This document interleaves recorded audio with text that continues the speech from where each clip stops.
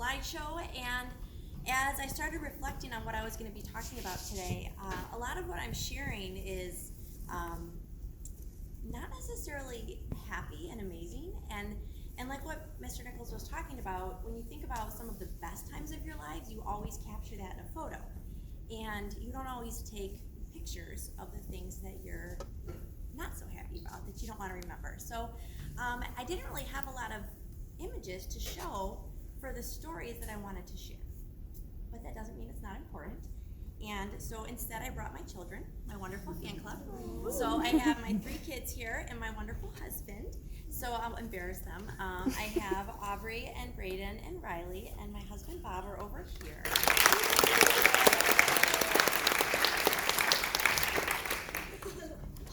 you so much. That is the second time this week you've embarrassed me. Oh, Aubrey, that's the second time you've embarrassed me this week. The other day, I zoomed into her English class and I read a children's book to her whole class. It was amazing. That's not embarrassing. Yes, it is. I was like, this is awesome. Mommy. Thank you, Pumpkin. Okay, so let me just kind of start with the beginning. Can you guys hear me okay in the back? Yeah. Okay, awesome. So when I think about what I was like in high school, I was kind of your stereotypical overachiever, if you will. I was a goody two-shoes. I did what I was supposed to do most of the time. I took hard classes. I did all my homework. I studied for my tests. I got good grades. I did what I was supposed to. And as soon as I was able to hold a job, like at, I think age 13 or 14, as soon as I could get a permit, I started working, and I worked all through school, all through summers, all through college. I honestly had a job every moment up until I started working here. I've never not had a job, and except when I was student teaching, but that was the job you don't get paid for, so it was still a job.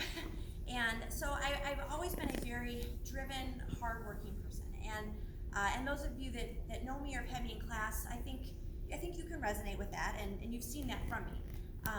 But the downside to that is that I didn't have other things in my life. I wasn't in clubs, and I wasn't in sports, and I didn't have other stuff. I just had my classes. And so for me, I really equated a lot of my success with academic achievement. And I was the smart girl. And even compared to students at Frem, I guess I wasn't even that smart. I don't know, but at the time I felt like I was the really smart girl, and I went off to a great college, and everything was about academic achievement. That was all I really knew, and so that was how I valued myself and my worth, so to speak, and so then when I went to college, it continued. It wasn't enough to have just one major. I had to have 2. I did, math education and computer science, and then I student taught here, and I loved working here, and I just threw myself in. I threw myself into the job, and I didn't get just 1 master's. I got 2 because I just get 1, and again, it was just achievement, and that's how everything was for me. And I was always working, and my husband's a fireman, and so the nights when he would be at the firehouse, I would literally work from the minute I got home until I went to bed. And then I would, on the nights when he was home, I would try to not work so much, but it didn't always happen. And it was just, I just remember always working. And so then we decided to have kids, and everyone tells you, like Nicole said, everyone tells you that like having kids changes your life, and it does. It's amazing. I'm not saying it's not amazing, but what they don't tell you is the sheer exhaustion you will feel. They don't tell you that your hormones will be upside down. They don't tell you you'll gain 65 pounds and leave the hospital only having lost 2. Okay? My daughter weighed 6 pounds. I should have at least lost 6, like if we do the math here. And like, again, it just, the things that, you want to talk about, it was just, your hormones out of whack, you're not getting any sleep, and then when everything I identified with, achievement, work, and school, was gone, and all I had was no sleep, raging hormones I couldn't control, nothing that fit me, and a child who wouldn't ever stop crying, sorry, Aubrey. It was really hard to deal with, and so that was the first time I really had a hard experience in my life. And at the time, it seemed like the hardest thing I'd ever dealt with. And I would share that with people, and like, the part that gets me so mad is they would say, oh, wait till you have two. And I'm like, I don't care, I have one, and one is really hard right now. So can we just deal with that, please? Do you have any advice for that? And don't wait till you go back to work. What about today? Today is hard. This is hard right now, and that was really difficult for me. I was one of the first in my friend group to have kids. I was the first in my friend group to get married. Again, here I am, little Miss Achievement. I do it all first, and so I didn't have anybody to talk to about these things. All I had was my feelings that I had to be the best, and I couldn't be weak, tired, not know what I was doing. Like I didn't know how to do that. And I still remember, funny story, trying to go shopping for clothes to wear to go back to work after I had her. And I'm like, size 6, maybe a 4, maybe an 8. I went to the store and I couldn't even get a pair of size 22s to zip up me. You girls know what I'm talking about. That's a big difference, okay? I was bawling in the dressing room, and I was like, forget this, I'm gonna wear sweatpants to work. There's no way I'm buying these clothes. I'm not gonna do that. Like, nothing fit me. It was awful. Just nothing describes what you go through, the changes that you go through. And again, like, it's not that it's not worth it, don't get me wrong, because as soon as you start to get all of that craziness out of you, then you're like, let's have another baby. So obviously, it's all worth it. It's just in the moment, it is so hard. It's so hard. And then you go back to work. And again, it's another level of hard. And so I think for me, that was my first time in my life when I experienced something really challenging. So then, we got through that. Aubrey was amazing. Like, let me tell you, she was like the best 1-year-old around. She walked early, she talked early, she could read. Like, I would show her off with like party tricks, right? Like, I would be like, look what Aubrey can do. And I was so proud of her. And again, when I think about this now, it's so ludicrous. Like, who brags about their 1-year-old walking early? Like, go me. I taught her that. Like, no, I didn't. She just did it. I mean, I don't know, like, she doesn't dribble her peas. I don't know. It was just, like, that achievement-driven brain of mine, I don't know. It was what was hardwired into me for so many years, and having that be my focus. And then we decided, all right, let's have another baby. And so we got pregnant again, and we had Riley. And we're in the hospital, and everything is wonderful. We're all excited. Man, did she come fast. We were just like, holy cow, she came 2 weeks early. We weren't ready for it. Like, it was just, everything was all over the place. We're in the hospital, and then all of a sudden the doctor or the nurse, or I don't even remember who it was, says, we think she might have Down syndrome. Like, what? What does that even mean? Like, what does that even mean? And we didn't know what that meant, and we were confused, and so my typical way of handling things that I don't know or understand is research. So I started Googling, and I started reading books, and let me tell you, when you read books, do you get a hot baby? When you read books about having regular kids, they don't tell you your child might get diabetes, your child might have difficulty walking, your child might have allergies, your child might need glasses. They don't tell you all the things your kid might need, because who knows, right? But when you have a child that has a diagnosis, oh, they love to tell you statistics. There's a 50% chance your child will need open heart surgery. There is a this percent chance your child will be sterile. There is a this percent chance, blah, blah, blah. And they just go on and on and on and on and on. And all you can see is the can't. And this was my second earth-shattering moment. And so here I am again, racked with tiredness, ravaged with hormones, upside down, just everything, right? But I add to that all of this unknown that I can't study my way out of. And then when you add on top of that all of my whole basis of life for success and achievement has been based on something that is essentially academic. And here I am thinking, what a horrible person I am, that is how I equate success.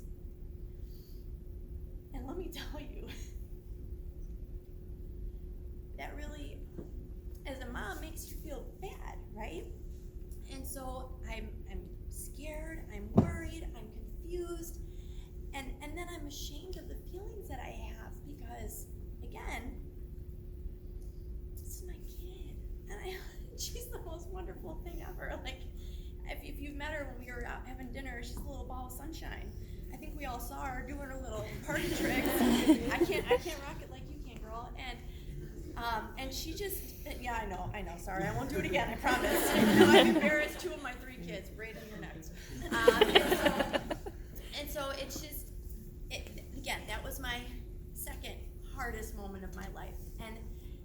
And like I said, like, everything is, when you experience something that just rocks you to your core, you honestly, for me at least, you try to deal with it through past experiences. And I had no past experience to deal with this. So I had to come up with a whole new set, a whole new way to deal. And my husband, God, he's amazing. He really is. He's not somebody who's driven by it's all about academics, and he's not somebody who's like, test scores this. He's like, screw the test scores, who cares? You know, like, he's just, I mean, every time I would start to go off the deep end in terms of like my brain spiraling and me getting all, well, what about this? What about this? He's like, who cares? We'll figure it out. Who cares? We'll figure it out. Like, he would just always bring me back. And we found friends who had kids with Down syndrome, who had kids older than our kids. So we got to see, wow, that little girl can read. Our daughter can read. Like literally, these are things that we were wondering. I mean, imagine being a new mom and thinking, is my kid gonna read? Like, those were the fears and worries that we had. And now, holy cow, you should hear this girl read. You should hear this girl do her math facts. She is like a calculator. My girl. Oh yeah. She is just, she blows my mind, the things that she can do. And yeah, like, and so now when I think back to my emotional state at that time, at that moment of my life that I honestly thought was my worst stage of my life, I don't even recognize myself, because now I just think the sky is the limit for this girl. Like, we don't think of what she can't do. We think of, well, what does she want to do, and how are we gonna get her there? Like, that's how we approach life now. And it's just a different mindset, right? So for me, it was a matter of saying, this is where we're at right now. This sucks. I don't like how I feel. And gaining some experience, extending, making some friends, widening our support network so that we can meet people who can help us be supported, and then growing through that so that we were able to take on those challenges we had. So life's going good. We had our son, Braden. He's amazing. He had food allergies. He had to go to the hospital. He has asthma. He had all kinds of health issues. But you know what? We don't talk about Braden. No. Sorry. That has been stuck in my head all day, by the way. But yeah, so he is amazing. And so here I am thinking, all right, I got this. Mom of 3 kids, working full time. I've got a routine down. Robbie's got her homework down. Aubrey's going off to middle school. I'm teaching all computer science now, which I love, but let me tell you, those darn computers, they don't stop changing, so I have to keep rewriting my curriculum. Oh my gosh, if only app development would stop making up new ways to make apps, then, you know, maybe I could have a life, but they don't. So I gotta keep on reinventing that wheel. And but I feel like things are going. Kids are doing chores. My house is always a mess, but they still do chores. And Aubrey, like, kind of wants to talk to me sometimes. Riley always wants to talk to me. Braden sometimes wants to talk to me, usually a lot. But like, I feel like things are going good. I'm like momming. I got this on point, right? And then all of a sudden, this thing called COVID hits. Huh? Yeah, exactly. I still remember the week before spring break. My students are all, COVID this and COVID that. And I was like, you guys stop. There is no way we're going to be out for 2 weeks. 2 years. Bum. Yeah, exactly, right? So COVID hits, and you know what we did?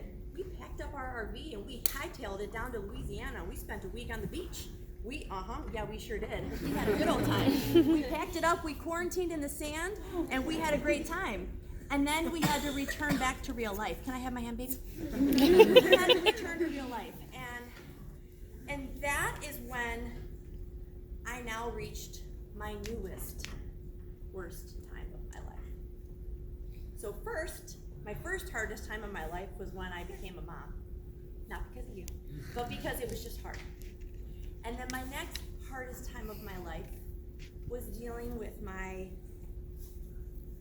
mental shift of priorities and valuation. Is that a word? It's a word. Sure. Valuation, that's better. Valuation, maybe? Is that a word? I don't know. But It works. How I assigned value to. Evaluation? I don't know. Keep going. We're not in grammar class, just keep going. Thank you. So how I assigned value and worth was my next big shift. And then let me tell you, you take somebody who has a mindset of being a workaholic and you throw us into a whole new life of e-learning. I felt like I never left my computer. I was always on the computer, always.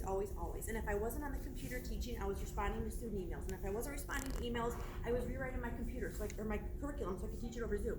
And if I wasn't doing that, well, then I was helping my kids with their homework because they didn't understand anything because they were learning on Zoom. I literally felt like I was a prisoner in my house. I couldn't leave. And I know you all can relate to that. At least you guys got to go to your room and say, Ma, go away. I didn't get to do that. I felt stuck. I felt trapped. And then once again, I felt guilty for feeling that way. Who feels guilty because she doesn't I felt awful that I didn't want that. And I felt like everything about me was being swallowed up. And it was just I just felt like I was disappearing. Nichols talked about his escape at the gym. I am a total gym rat. I would go to the gym in the morning. The gym was closed. I couldn't go anywhere. I had a gym buddy who I couldn't see. And I couldn't explain it. And then I was ashamed of it and I was embarrassed of it. So what do you think I did? I hid it.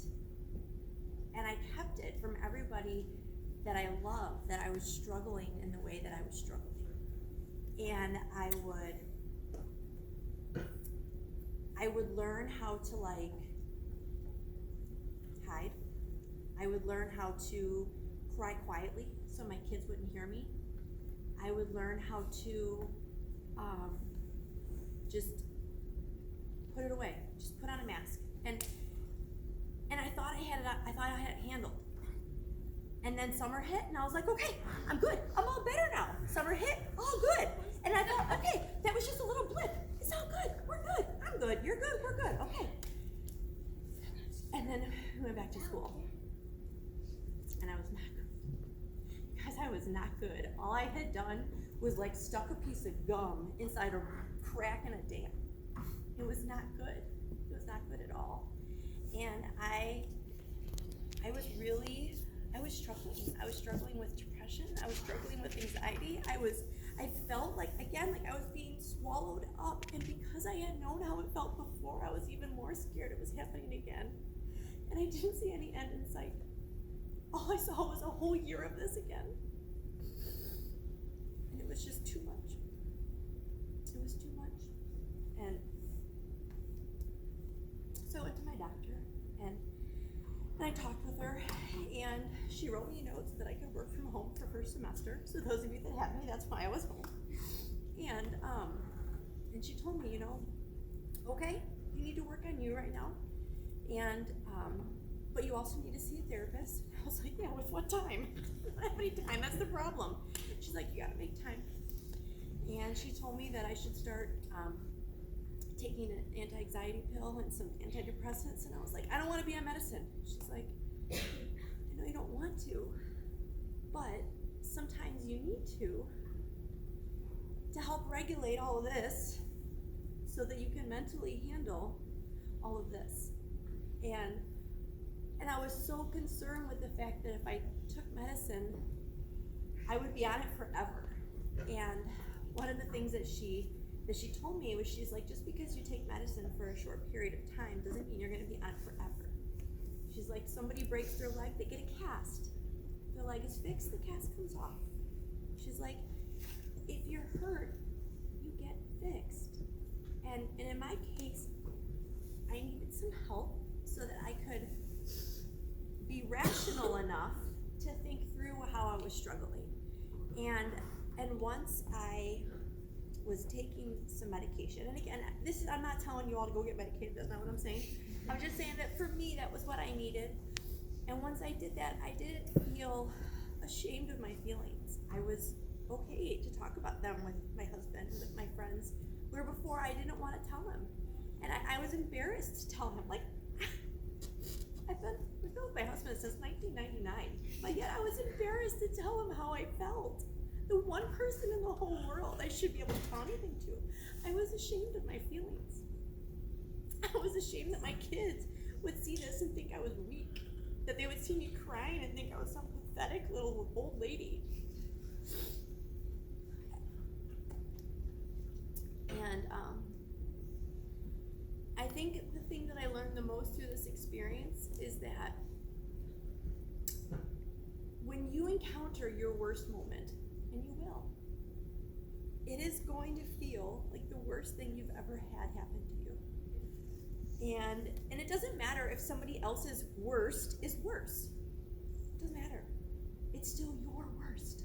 It is still the worst thing you've ever had to deal with and overcome.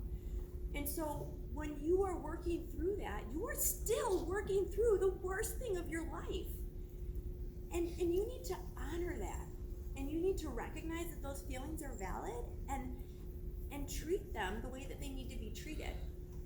But you also can't just stay there in that like realm of suck, okay? You can't stay there. Just like how if your leg is broken, you can't walk around on a broken leg your whole life. You need to get it fixed. And a lot of us are hurting right now. Like, I see you all. I've been here since what, 2003? Dang, I'm old. Okay? And the school hallways right now, it is like a totally different environment from what it used to be pre-COVID. Like, people don't talk to each other like they used to. They walk around with their face down all the time. When there's 10 minutes extra left in class, nobody talks. Like, why aren't we talking? Come on, guys, where's your voices? Like, nobody talks. Like, we need to fix what's broken, okay? And I just really want to encourage you guys to know that whatever it may be, whether you're having a rough moment, maybe for a day, maybe for a period of your life, you need to let people in because people love you. And in my case, my family, they love me unconditionally. And by me not letting them be here for me and love me, I was denying them the chance to care for me. Imagine if your best friend, if your sister, if your mom was hurting and they refused to let you help them. Wouldn't that hurt you? Well, you're doing the same to them if you don't let anybody in. Okay, whether it's a friend, sibling, mother, aunt, teacher, a coach, it doesn't matter who it is. Okay? There are so many people out here that are here for you and that will love on you. Okay? And I just want to say right now, like Nicole said, be that good person. Never be that person to try to one-up somebody's bad day. Never be that person to one-up someone's good day. Celebrate with them, and if they're having a moment, then be there for them. But don't undermine their feelings. Okay, we all need to own our feelings, and then we need to do what we need to do to be healthy. And that's my story.